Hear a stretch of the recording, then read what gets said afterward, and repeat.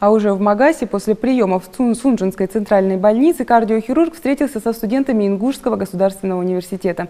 Беседа с будущими врачами получилась насыщенной. Бакерия рассказал о возможностях прохождения аспирантуры в научном центре сердечно-сосудистой хирургии имени Александра Николаевича Бакулева, о своей врачебной карьере и дал ценные советы ингушским студентам. Разделение воздуха, врач дышит воздухом. Самое главное, чтобы вы определились, хотите вы быть большими врачами или вам все равно. И это я не с пустяк, не просто так говорю, потому что я это вижу каждый день.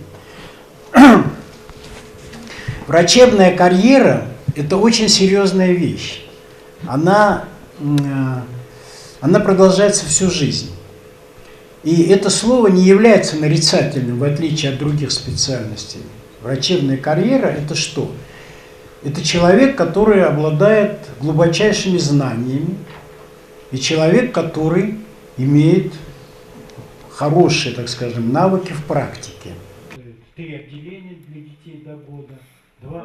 И то, как они рассказывают, после... Желание быть востребованным, желание быть аспирантура, кандидат. В университет такой человек приехал впервые. До этого единственное, еще был член КОР Академии наук Родзинский.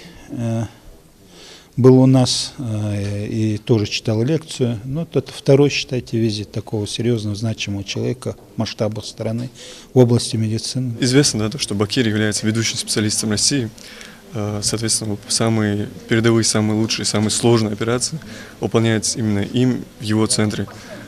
Конечно, не то, чтобы равняться с ним, если хотите, звучит немного амбициозно, но все-таки не ученик тот, кто не превзошел своего учителя, да, так что надо по-любому превосходить. Сегодняшнее общение с Лео Бакерия помогло многим из нас определиться с выбором будущей специальности. Будем надеяться, что сегодняшняя встреча будет не последней встречей с этим замечательным врачом.